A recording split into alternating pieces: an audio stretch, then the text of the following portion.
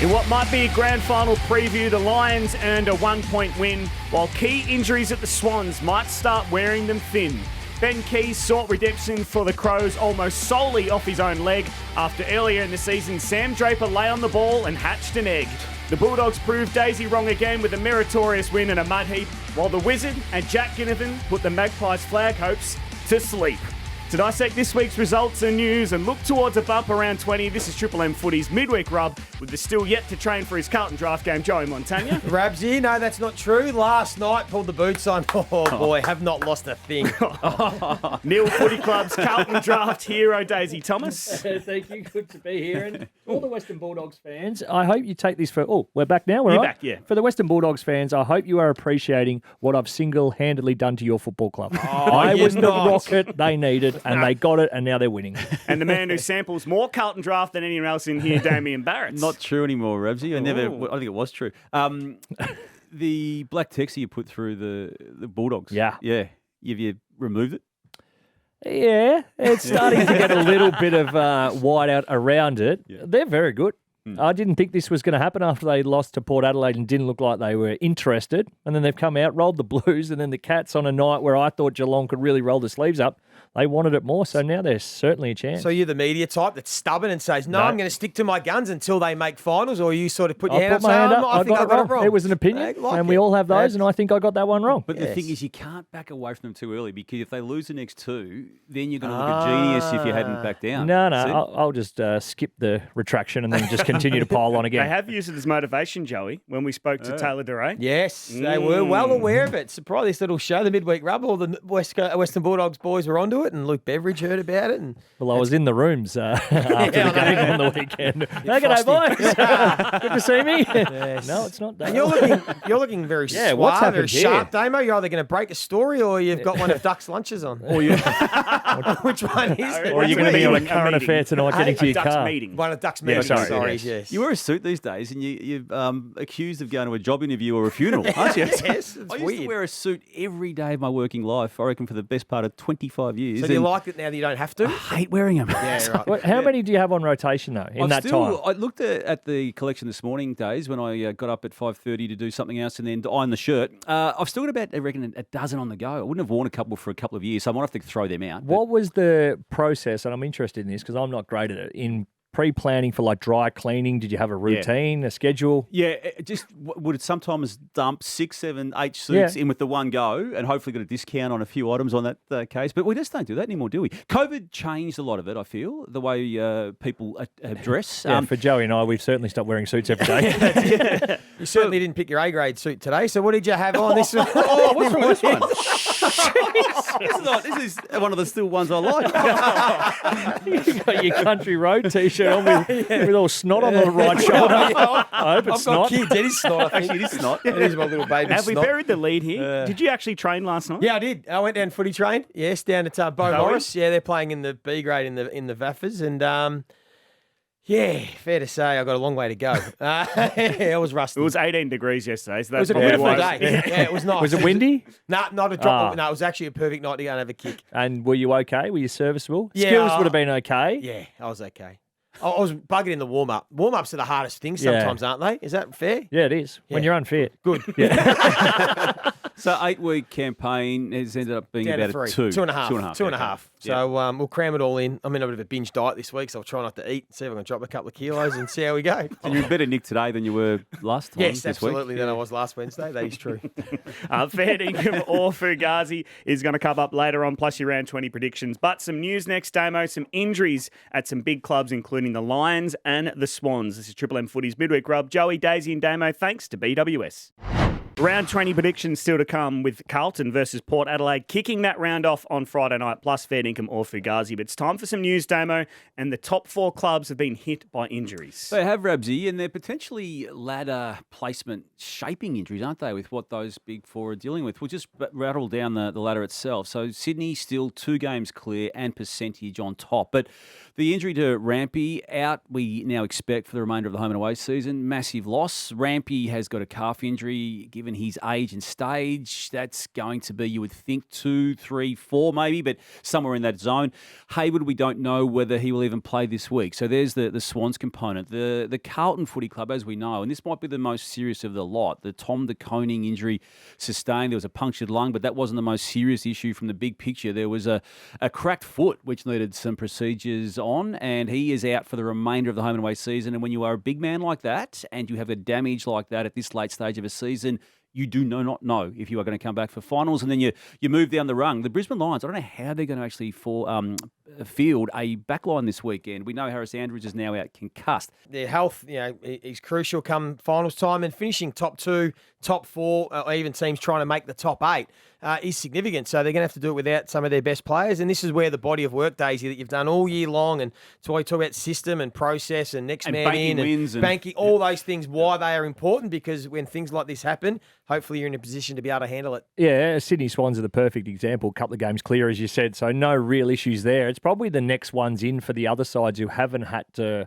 blood other players or give them a look to fit into those structures. So, when you talk about the Blues with the ruckman going out, who's been pivotal, and they've sort of lent more towards the one ruck rather than the two. There's talk now that Paddy Cripps is going to ruck around the ground a bit more. Not sure if that's just smoke and mirrors or whatever it is, but I feel that the Carlton injury is probably the biggest of those. And equally, having someone like a Mark Pittonet on the books already, established senior player, and a different role he plays when Tom de Koning won't be there. So, again, to your point, Joey, with regards to just getting the big picture right as best you can before these moments happen. Yeah, and that's where list management's crucial. Like I see it a bit differently. I think Carlton can cover Tom de Koning because Pittonet is a very good ruckman in his own right, and they've still have the one ruck and their structure. Fremantle a bit the same. Have exposed Josh Draper, who'll get great opportunity to come back in, and I think they'll feel more confident. It's probably the Papley one that you can't really replace. A guy in the Sydney side will be probably a Wicks or someone that comes back in. So that's a pivotal one. And Brisbane are going to have to really sort of be creative. That's going to be an issue for them. I mean, does Hipwood play in defence and they bring Darcy Fort back into the forward line? Or I'm not sure how they're going to rejig that, or does Starcevic and Leicester just have to play a lot taller than they are? I'm not sure. Isn't it strange? Leicester's become the prominent lockdown defender of the options they've now got, given his late stage of his career, and the fact that it's really been only the past 2 years he's become a really good, regular, reliable player in that Lions lineup. And you mentioned, Pearce obviously well too. It's second time he's done that. Different spot though, or not a fracture? What was the different spot on the arm, isn't it? It was down where the end of the plate, which can happen. It's where the plate ends. You can sort of crack. Yeah.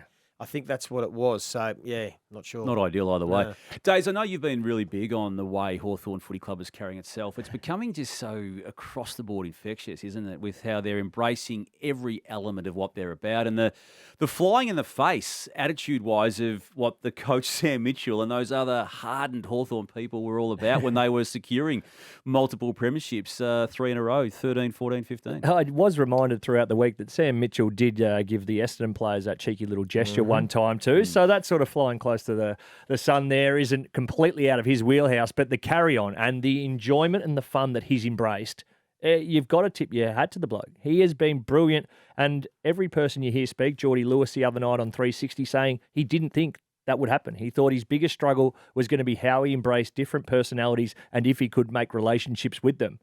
He clearly has, and these boys on the back of it are playing some brilliant footy. Also love the fact that Luke Bruce is down there. He's the dad of the forward line. He still kicks forward, but he's like, hang on, you do that, right, no worries. And the handshakes, what it does not only for the players on field, but now the football club off field is becoming, money coming through. Kids want to be like these players. It's all encompassing and brilliant to watch. And then you get to the other side of the equation with Collingwood. You're talking about the excitement that the Hawks are generating and the excitement that Collingwood generated up until about maybe 5-6 weeks ago. It's a different scenario now, isn't it? I spoke to Jeff Brown, the president of the club, for an article I wrote in the past 24 hours on AFL.com.au, and I've taken the view, just reflecting upon it, I feel he's now prepared publicly to take the hit at the way it's being analysed and let the system itself behind the scenes deal with it. And there's going to have to be a point of revisiting what they've done. Graham Wright took off for holidays, personal reasons. No one's got that against Graham Wright, but it did leave a hole. Brendan Bolton and Justin Lepage filled that role. They've obviously been hit and smashed with injury. He even referenced, I think quite openly, the luck that they got last year in a good form and the luck that they've received this year in a bad form. And then you go to the last 4 weeks too, guys, where these guys who are now in their 30s now look old, whereas 4 or 5 weeks ago they didn't. Yeah, that's spot on. I mean, you combine all those things and it makes sense. Injuries, the luck that they were having last year with close games goes the other way. Age, off-field situations, all those things combined has led to their year. So it's probably just a write-off here. And then they try and regroup and go with the list, most of the list that they've got again and try and have another tilt at a flag while they've still got all these superstars, towards the back end of their careers. But that's, I think, certainly this year. Do you think it's more reasons than excuses? Yeah, reasons. Yeah. No, they're reasons. Yeah. Yeah, sorry, that's what I meant. Do you reasons. asking that question? Even the hunger issue coming off a flag, combined with injuries and age and off-field, all those things combined, it explains why they've had the year. And I think we are understanding how lucky you have to be to get through to a grand final and then win one. Obviously, the numbers point out, and the Stephen May comments that they could have beaten and should have beaten the Pies. If you looked at the numbers, it's probably accurate. They had 20-odd more inside forward 50s. The Pies won so many games with close margins and that belief that they could come from anywhere, but also the opposition equally believed it. Whereas this year, that factor went pretty early, losing a couple of games. And now, through injuries, we've seen the evenness of the comp. It just means that you're probably not playing finals, and you draw a line, start again. Yep. Another club in a slump at the moment. Essendon has won just 2 of its past 6. One of those was against Collingwood, which looked better at the time than it does now, and the other one was against West Coast. 4 losses inside that 6 weeks. They did it last year in terms of falling away dramatically. We've talked about it in the lead up to these final 5 rounds of this season. Right now, it's happening again. Is 13 the number? 13's the number. So they're on 10.5. So they're going to have to pinch a game. 2's not going to be enough. They're going to need to win 3. So they have to win this week against the Saints. Then the Dockers. At the MCG. Dockers will be tough. Even The Gold Coast Suns, and Marvel. Sydney. Don't count the last 2. So they have to And win 2 of the Brisbane next. away. They have to win at least 3. They have to win the next 3, don't they? They do. St Kilda, Fremantle, Gold Coast. None of them will be you go. easy. The irony if the Suns get their first away win. And St Kilda won't be easy. No. Saints are playing there. Again, back to being the best defensive team over the last sort of 4 to 6 weeks. If Liam Henry was available this week, I think there'd be a massive chance. And they are anyway, I think. Yeah. Essendon have been a fascination all year, haven't they? We've always thought, is it real, what we're seeing? Is it sort of, they're beating teams below them and can't beat teams around them? Maybe this is just what they are. They're sort of close to a top 8 team. Whether they limp in or limp out will be decided by Have they been other results. outside the 8? I don't think they have all year, have they? No. Don't recall them being outside. Yeah. No. Yeah. Well, they've got a huge game against St Kilda. We will get your tips for that coming up later on. But up next, it is Fair Dinkum or Fugazi on Triple M Footy's Midweek Rub. Joey, Daisy and Damo. Damo, Melbourne having no backup for Max Gawn is terrible list management. Fair dinkum off the bat here, Rabsy. That's a very good call.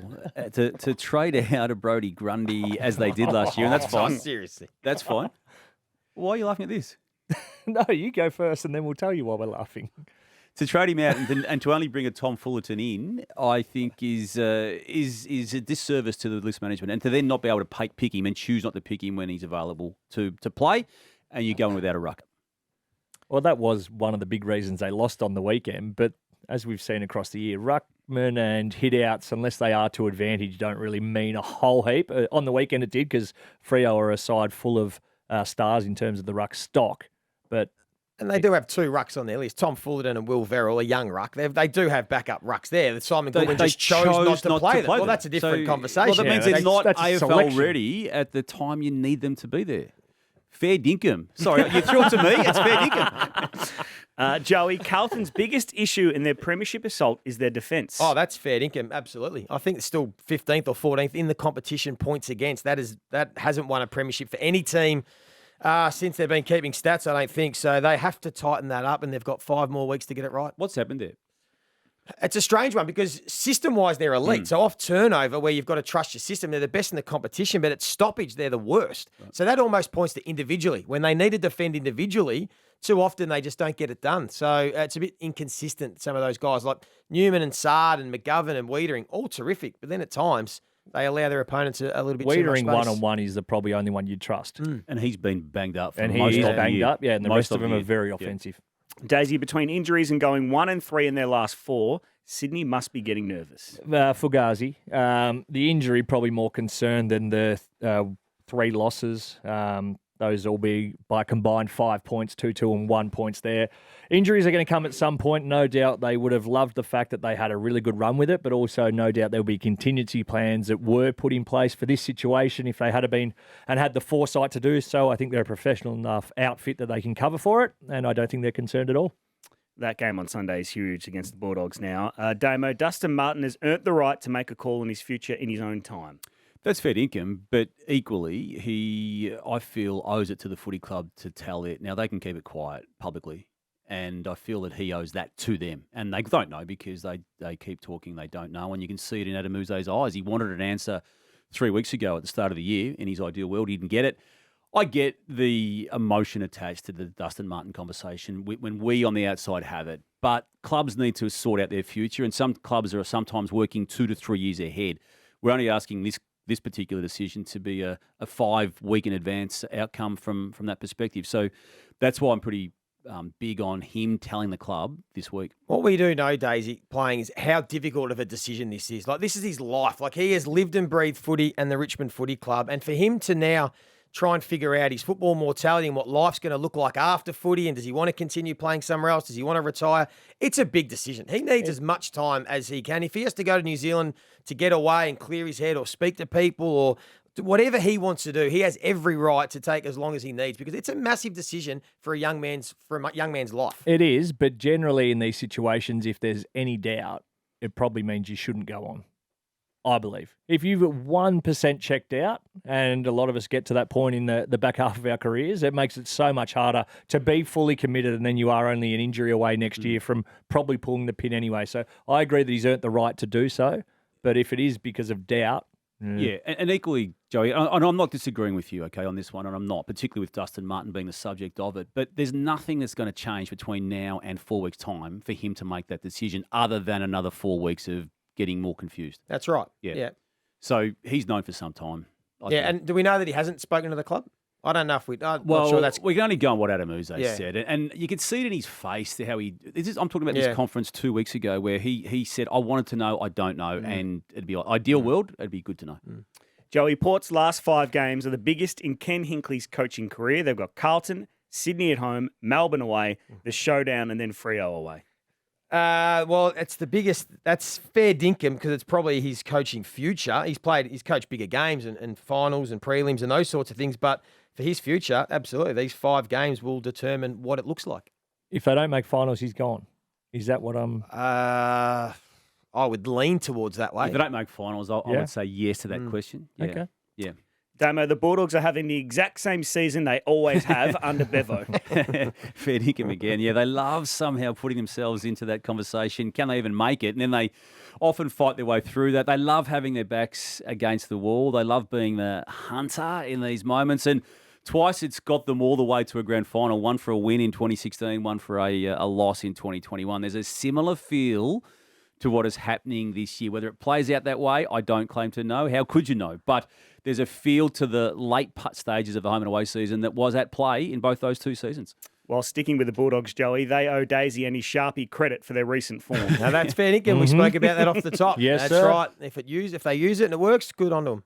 All right, Days, GWS will be a huge... We've always said good on them.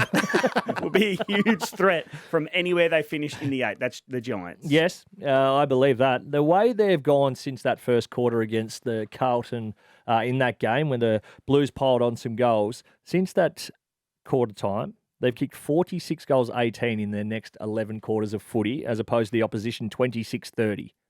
So the 46 goals, 18 part of it means that they're getting shots from really high percentage looks, whether that be through chain handball, the tsunami is back, or getting it to Jesse Hogan or one of the bigs in front of the goals who are kicking them from high percentage shots, as opposed to, say, a Melbourne who have shots from the car park, the same with the Bombers.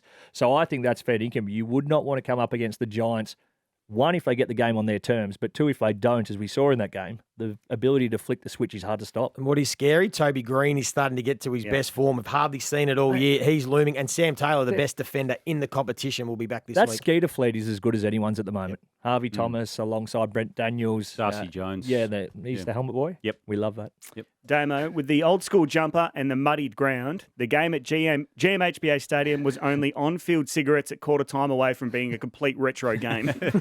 Maybe a little nip of whiskey at halftime as well. Fair dinkum. That was a real throwback, wasn't it? It was. The way it all played out, and the commentary during the assessments of the players in the game post-match as to what was this, mud on our... How dare they played in mud. So, and the old-fashioned, it just did not drain in that certain part. So no, in that regard, it was nostalgically nice to see. Well, sticking with that game, Joey, the shocking state of GMHBA Stadium surface shows they need more state and federal government money to be tipped in. Fair income. The government need to give them some money. Poor old cats. They've been deprived for so long. Look after them down there. It's only been $750 million. Daisy Carlton launching their 160th anniversary Heritage Guernsey at Sushi Mango's Lygon Street restaurant is brand synergy at its absolute finest. Yeah, that is Carlton coded. That is 100% fair dinkum. And that jumper is awesome. I think the throwback jumper they're going to wear this weekend, no doubt it'll sell out throughout the Carlton shop, but I might try and get my mitts on one without paying.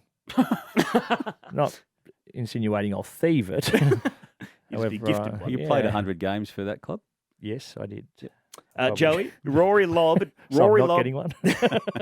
Rory Lobb dominates Jeremy Cameron in intercept marking. Masterclass would have to be the most unlikely headline of 2024. That's fair income. Another one. Well done, Rabs. Very good. Lots of fair incomes. Yeah, I don't think we would have seen that even about 6 weeks ago, Damo. So that is a very good call. I agree. And finally, Damo, Razor Ray has contributed a huge amount to footy, but nothing better than this audio. You need to calm down. Blood rule. Thank you. Just relax. Okay? We don't talk. We don't talk to one another like that. Right? It's okay. Thank you. That's why he's going off. Tell me when we're good to go, Shawnee. Well, that's the best commentary for the night, I reckon. I agree with Bruce. That is fair income. Was that a clean sheet of fair incomes for you today? Yeah. Oh, it might have been, actually. Maybe you're not pushing the edges enough for us. It sounded like me trying to talk to my kids. Respect to Razor. I got on really well with Ray. I liked him because he was a bit old school. He would answer back. You could argue with some umpires and he would give it back to you and say, no, this is why I paid it, where I think a lot of the younger umpires these days didn't want to engage in anything which used to frustrate some players. But Razor was one of the greats. Went to Ireland with him for international rules and got on well with him. So I wish him all the best. All the best to Razor. He's still got a few games to umpire before he hangs up the whistle. We'll get your round 20 predictions coming up next on Triple M Footy's Midweek Rub. To get your drinks for this week's games at BWS and make sure you're listening to Triple M all weekend. We rock the footy starting Friday night, Carlton versus Port Adelaide, Joey. Yeah, remember this game in round 12 at the Adelaide Oval. Scores were almost even at three-quarter time and then Cripps and the Carlton midfield went bonkers and piled on 8 goals in a hurry to blow that one out. So Port Adelaide should be looking for vengeance, but I can't see them winning. I think they're a bit shaky, the Port Adelaide for me. I think Carlton... They need to tighten up defensively, but even if they don't, they are still good enough at home to win this. They are my certainty for the round. Oh, good start. I'm not going to make them my certainty, but I'm confident in saying the Blues will beat Port Adelaide. Yeah, I've got similar levels of confidence, but I'm not saying certainty. North Melbourne versus Geelong, Damo. Can you take some positives from last week's loss to Carlton? Absolutely you can, because they needed to respond, North, after what happened the previous week against Sydney, but I just can't see them matching up against Geelong, who had a really poor performance, it must be said, on their home venue against the Dogs last week. So just Cats for ladder position reasons. Down in Tassie, which probably helps if it is similar conditions, the wet, considering Geelong didn't handle it last week, but I think the Cats we just take a little bit more on trust and class. They've been very, very good in 6 of their 7 games, the Kangas. I think this is the danger game. I think this is my outsider for the week. North Melbourne down at Hobart. Are you tipping North? Yeah, I'm tipping North. Wow. I think they can run the Cats off their legs. Wow. I think these young upstart side that are coming, I'm not sure about the Cats. I think Kangas win. If they get up, you are the new... Yeah, there is. I would bring in something next week and we New can do a Daisy Thomas. presentation. Could and I get it for once? The No, Oracle. you can have You can be the mantle. Oracle. You can be the midweek rub Oracle. Like the king of Moomba. Okay. The Q Clash, Daisy, Gold Coast versus Brisbane. The Suns are at home. The Lions have injuries. Yeah, the Suns are at home, so according to Billy, they win. No, they do have injuries. The Harris Andrews out and the rest of the back line. Slight concerns with Ben King and how many he may kick. The same with Lukosius. But I think I will just take the Lions on trust. Good game, though. I'm really warming to the Lions this run home. This could be it this year. So if they are the team I think they might be, I think they should still get the job done against Gold Coast. This is the problem with having to do these tips on a Wednesday. You're just trying to absorb this news we got last night with the Brisbane Lions defence. I say Brisbane, but I'm going to reserve the right to change that in case the weight of that backline being smashed is just going to filter my thoughts. We haven't gone back on a tip all year, Damo. Just say it with You confidence. can come in on pretend Friday it never and alter it if you need to. St Kilda versus Essendon under the lid at Marvel Stadium, Joey. I think St Kilda can win this one. I think that they are playing strong defensive footy. I like the way they're going about it. I reckon they tighten this one up, make it a low-scoring game, and get it done 75-68. Well, that'd be a good spectacle. If you get that right, I'll give you more than the Oracle. I'll give you a percentage share in the money I've taken on that one. Was this the game we did on Easter Sunday? We did one earlier in the year, didn't we? Was this Essendon St Kilda, where St Kilda dominated for large portions, couldn't put Until them the away, last and Jakey quarter. Stringer That's kicked a right. goal? Yeah, so 3 quarters they dominated, and then Essendon ran that over would them. be the easy sell, but I just, again, and I know this doesn't really count for much, but with Essendon with more to play for, effectively, I'm just going to tip them. Yeah, Liam Henry's absence for the Saints, particularly for this game, worries me from that perspective, so I'm going to go with Essendon.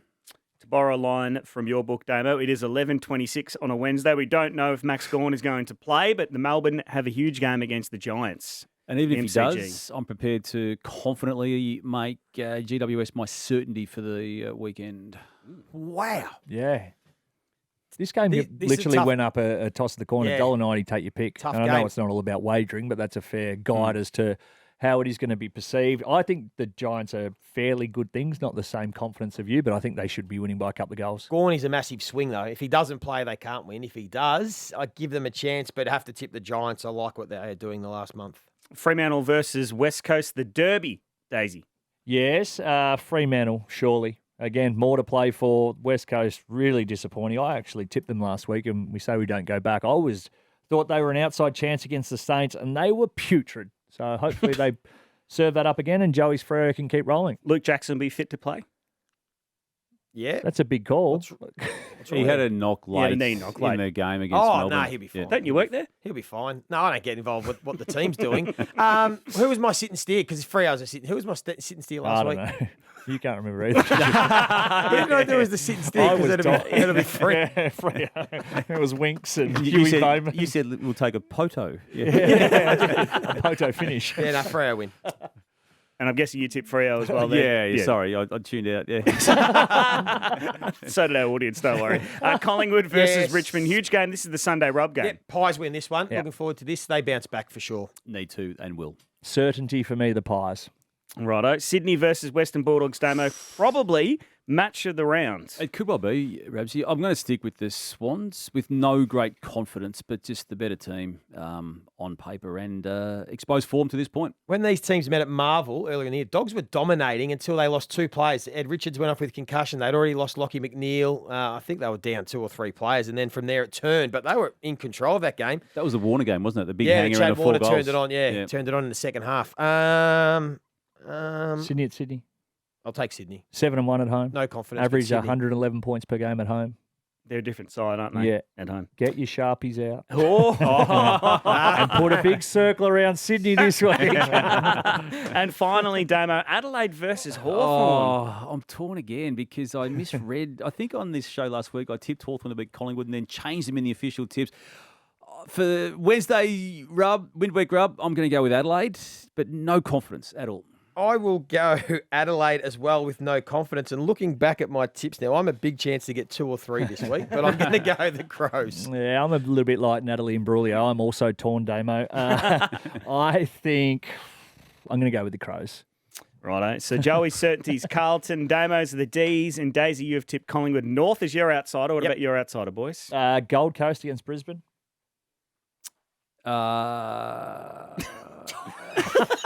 Well, didn't I tip an outside of there somewhere along the way? Yeah, we'll take your word for it. Yeah, let's go with that. Yeah. Well, you can catch every single game. Gold Coast was my outsider. Including Damo's outsider on the Triple M and the Listener app. Starting with Carlton versus Port Adelaide at Marvel Stadium with Howie, Nath Brown, Luke Darcy, Jason Dunstall, and our very own Damien Barrett as part of the call team. This has been Triple M Footy's Midweek Rub.